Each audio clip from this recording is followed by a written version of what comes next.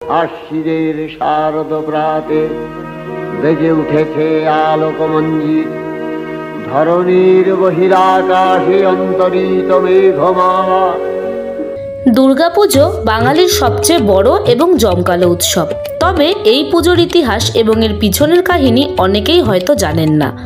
আজ আমরা জানব কিভাবে দুর্গাপুজো বাঙালির জীবনে এত গভীরভাবে মিশে গিয়েছে। দুর্গাপুজোর মূল শিকড় প্রাচীন ভারতে। বলা হয় আদি যুগে দুর্গাকে দেবী হিসেবে পুজো করা হতো অকালবোধন নামে, যা কৃষ্ণ যুগ থেকে শুরু হয়। কিন্তু বাঙালির দুর্গাপুজোর সূচনা নিয়ে নির্দিষ্ট কিন্তু কোনো তথ্য নেই। কিছু ইতিহাসবিদ মনে করেন রাজশক্তির প্রতিপত্তি ও দেবীর শক্তির মধ্যে সম্পর্ক স্থাপনের জন্য প্রাচীন রাজারা দুর্গাপুজো শুরু করেছিলেন। বাঙালির দুর্গাপুজোর উল্লেখযোগ্য বৃদ্ধি ঘটে ১৬ শতকে, যখন নবাবী আমলে জমিদার পরিবারগুলি এই পুজোকে বড় আকারে উদযাপন করতে শুরু করে।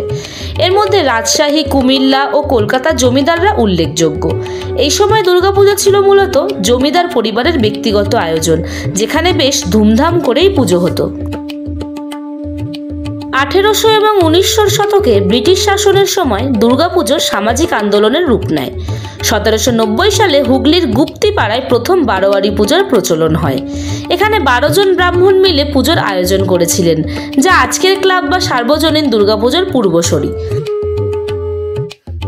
দুর্গাপুজো শুধু ধর্মীয় উৎসব নয়, বাঙালির রাজনৈতিক এবং সামাজিক জীবনেরও গুরুত্বপূর্ণ অংশ ছিল। স্বাধীনতা আন্দোলনের সময় নেতাজি সুভাষচন্দ্র বসু সহ অন্যান্য নেতারা দুর্গাপুজোকে একত্রিত হওয়ার এবং দেশের জন্য লড়াইয়ের একটি মঞ্চ হিসাবে ব্যবহার করেছিলেন।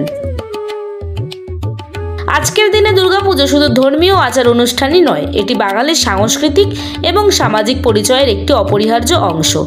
থিম, প্যান্ডেল, আলোকসজ্জা এবং সাংস্কৃতিক প্রতিযোগিতা দুর্গাপুজোকে বিশ্বময় এক পরিচিতি দিয়েছে। প্রতিমা দর্শন থেকে শুরু করে প্যান্ডেল হপিং, প্রতিটি পদক্ষেপে বাঙালির দুর্গাপুজো যেন আনন্দের এক মহোৎসবে পরিণত হয়েছে। প্রতি বছরই দুর্গাপুজো বাঙালির মননে নতুন উন্মাদনা নিয়ে আসে। দেবী দুর্গার আগমনের সাথে সাথে সমগ্র বাঙালি সমাজে একতা, শান্তি এবং আনন্দের বার্তা ছড়িয়ে পড়ে।